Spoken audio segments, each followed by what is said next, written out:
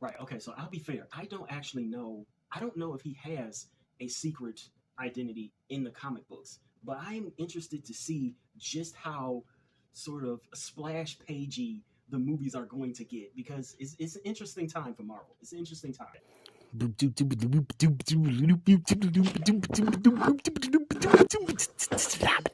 Wow.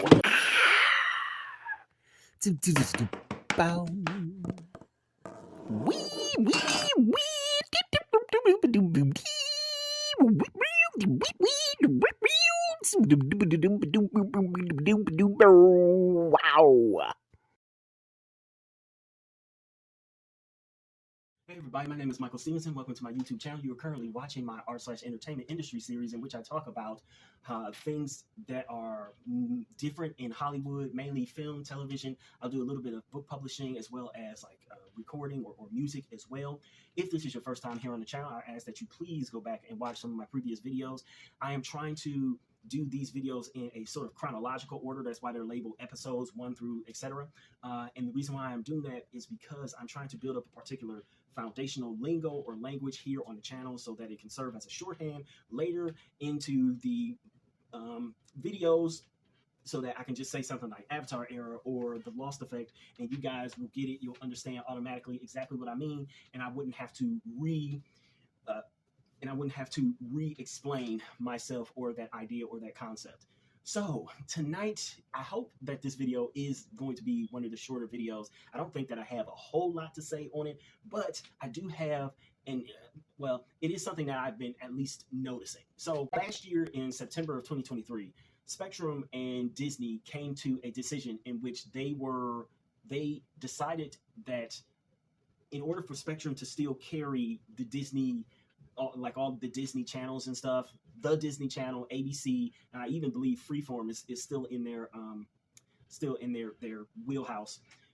In order for that to still work, Disney made a deal to have Spectrum, all of the Spectrum customers be able to get Disney Plus through there. And so because of that, and because I never had Netflix, I still don't have Netflix, I'm considering getting Netflix only to see the Beverly Hills Cop, the newest Beverly Hills Cop, Axel F.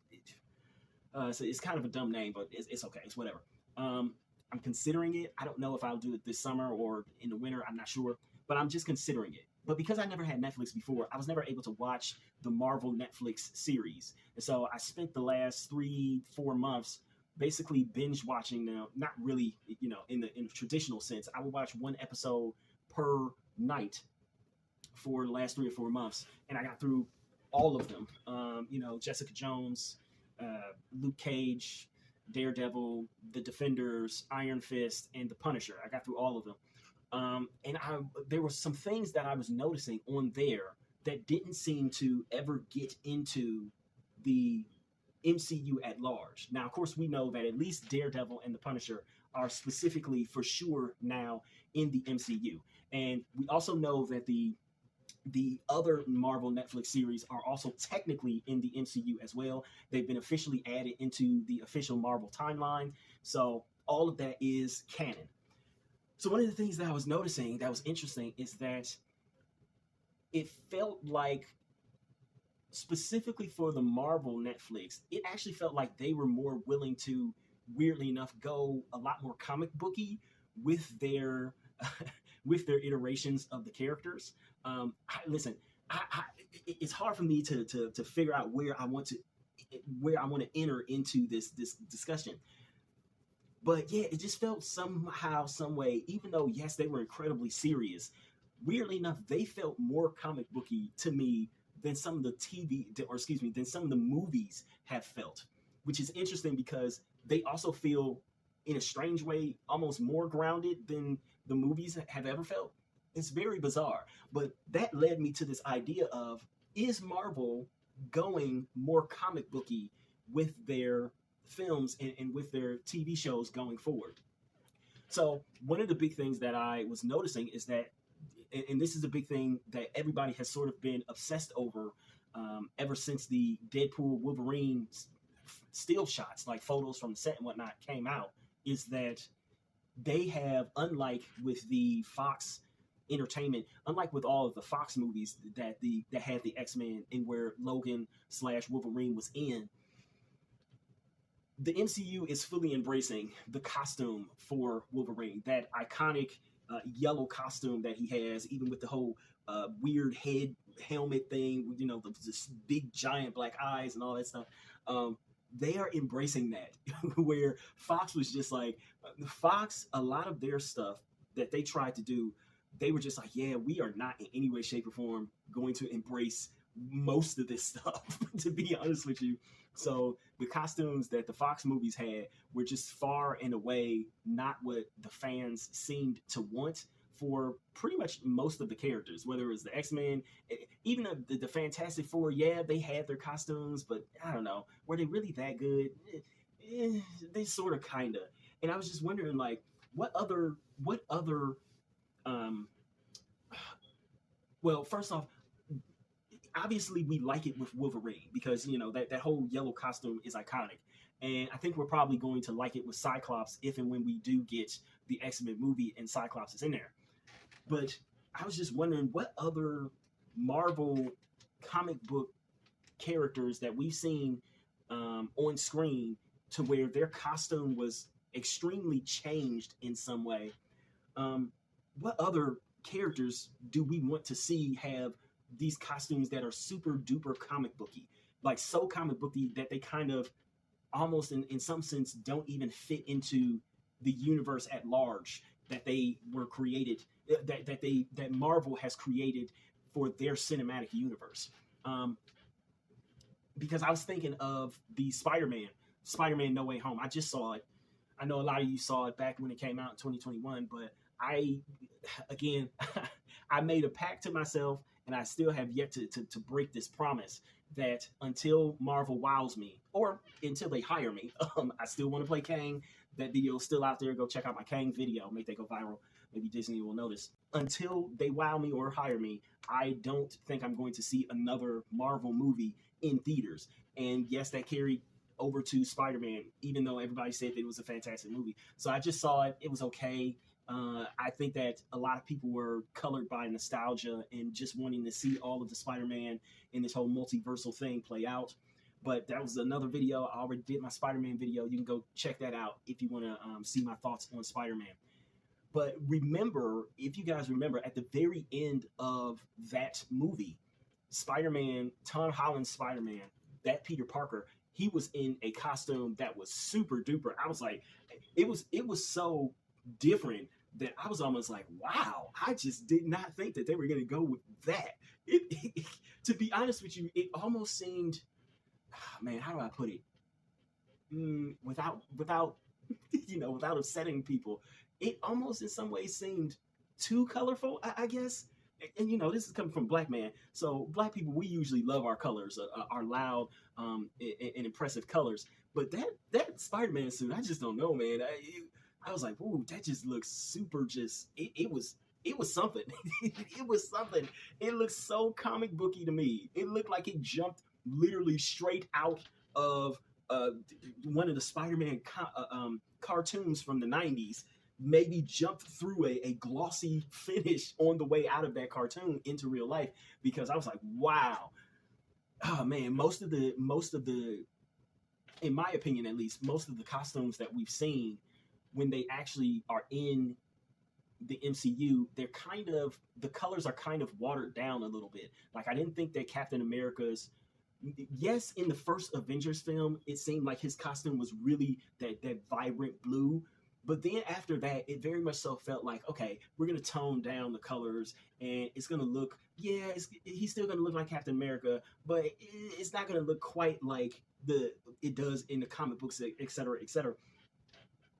That Spider-Man suit, I was like, wow, that looks, it was something. It was something. And speaking of Spider-Man, I think another thing is, are we, and this was also the thing that I was thinking the most of when I looked at the Marvel Netflix series.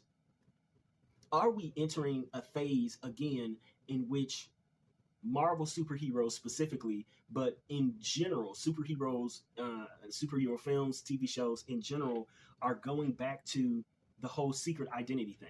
Now, look, I know that Marvel has always had a slightly different sort of twist on the whole secret identity thing as opposed to what DC does, right? Most of their superheroes, because they are so overpowered and because they are so grand, it seems, it feels like they always need to have a secret identity, um, in some way, shape, or form, in some facet, right? You think Batman, it would if everybody knew that Batman was Batman, it would just seem super duper weird. The criminals would probably never be intimidated because it's like, dude, you're just a billionaire beating people up. I don't know. Now that I think about it, yeah, now that I think about it, I never actually thought of it. Like, what would happen if Bruce Wayne, and I'm sure they've covered it in a comic book, but I certainly haven't read it. What would happen if Bruce Wayne did the same thing that that Robert Downey Jr.'s Tony Stark did at the end of Iron Man, and he just came out one day and was like, "Yeah, I'm Batman," and then he continued to be Batman. Like, how would that work? I really do wonder, because of course, in in Christopher Nolan's movie, when what's his face, when Harvey Dent came out and said that he was Batman, they was like, okay, well, now we have to arrest you. What if Bruce Wayne was like, what if they arrested him and then he went to jail, but he bonded out, and they were just like, yeah, you're Batman, but we're not going to charge you or something like that. I truly have never thought of that. I truly have never thought of that. And you know what? I don't know. I'm sure there's a Reddit board somewhere as well with that, but I've never thought of it. So I wonder. Yeah, I wonder about that. Like, what would happen? What would happen? Yeah, but anyways, so back to the whole secret identity thing. So we know that Peter Parker slash Spider-Man's secret identity has at least been restored, which it's look, out of the many things that I kind of didn't like about that film, the weird way that they restored his identity or his secret identity, that had to take the cake. It was it was one of the weirdest and worst things possible. Like, they just erased Peter Parker. Like, you know how difficult that would be? Not only that, but y'all know how many potentially illegal things that he would have to do. How many illegal things he would have to do, because again, the whole thing to me, maybe I was getting confused on it because it just kind of doesn't make sense. The fact that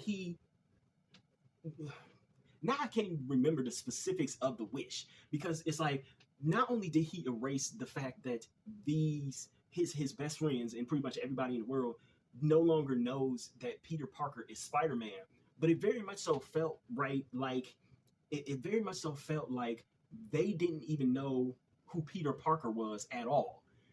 They just weren't even his friends anymore. And I'm like, wait a minute, was that part of the wish? Did he just basically erase himself? Because if he did, then what sort of, oh man, I just don't know. Like what sort of consequences and repercussions is that going to have governmentally? Like just from being just from being a person in America. I assume that if nobody even knows who he was, which his friends would have at least known who Peter Parker was, I would assume that he would have to do like a lot of illegal stuff just to get back to being a person. Y'all understand? Basically, he's right in the same scenario as if he crossed the border illegally. Do y'all not, like, are y'all getting that? Y'all know, like, am I am I taking this too far or something? Y'all realize that he would probably now need a social security number if nobody knows who he is. He would probably need a state license. I'm assuming because he's from New York City that he doesn't drive, so driver's license he probably doesn't have one, never did. But a state license, I have a state license myself because I don't drive right now. But he would probably need a birth certificate. Again, I'm trying to figure out how far that whole magic wish spell went in basically making in trying to keep his secret, because again, it basically just makes no sense to me that MJ and the other dude would not know even who he is. Like, y'all did at least go to school with him, okay, for however many years. Y'all should at least know him, even if you don't feel like you're super duper tight friends with him. And it also kind of rings false because of the fact that, was their friendship pretty much based entirely off or around the idea that he was Spider-Man? I don't know.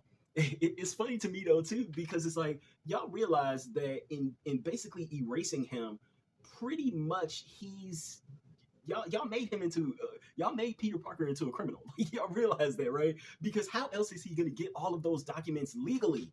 Nobody knows who he is. There's no proof that he even existed ever in America. Yo, wouldn't it be funny if in Spider-Man 4, one of the things that he has to battle outside of the villain is he has to battle potentially being deported, because he's quite literally an illegal alien. If nobody knows who he is, if nobody knows who Peter Parker is, then how is he just going to be living in America? I was confused as to how he got that freaking apartment at the very end. That also didn't make any sense. The whole wish thing, which in my opinion, it was super stupid, because he's over there like, oh God, I'm too famous. I'm going to ruin you guys' lives with my fame. I'm like, give me a break. That's just dumb. The whole thing somehow has made him basically put him into this super weird state into which, like, if he gets any of the things that he's supposed to have as a regular American citizen, you have to at some point definitely question how he got those things. Like, you really do. Because it's just like, do you have a birth certificate? Do you, like, where is it? Is it just laying around somewhere? I just want to know all of it. I really do. How he's going to prove, I don't know. Anyways, I know I went off on a bit of a tangent there, but because my point is that, are they bringing back secret identities, and who's going to get who, and how many people are going to get secret identities, right? So not only are they looking to potentially bring back actual comic accurate costumes and whatnot, I wonder this too, since, well, see, that's the thing. Because the Marvel Netflix shows are now technically canon, I guess that means that they did always happen in this universe. But would it have been, or would people be interested in seeing the Jessica Jones and Luke Cage and all of that? Would it be interested in seeing their costumes from the comic books as well? Or do you just like it as it is, where it's like, they'll have remnants of what their costumes, or references of what their costumes in the comic books look like, and there's always that weird awkward moment to where they look at it and they go, nah. Like, oh, this costume is so stupid and ridiculous. Are we looking for that even more, or do we want even more comic book costumes? And the secret identity thing, I just can't get over that, because I'm trying to think, God, of the characters that are left and the characters that they're going to be adding in, who had a secret identity, like a big time secret identity?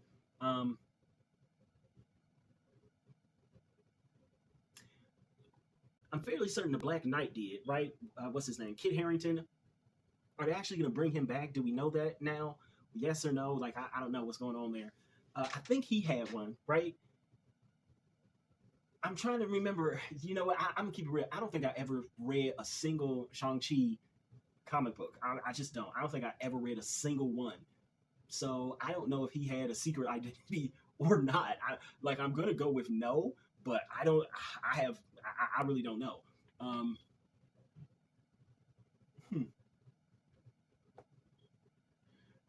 What's his name? Danny Rand. Did he have a secret identity in the comic books? I mean, dude spent 2 seasons of Iron Fist running around telling literally everybody, anybody and everybody who would listen that, yeah, I'm the Iron Fist, fam. Like, my fist, it lights up. I'm the Iron Fist. Just in case you don't know who I am. I'm the dude with the glowy fist. It lights up like an orangish, yellowish color. I'm Iron Fist.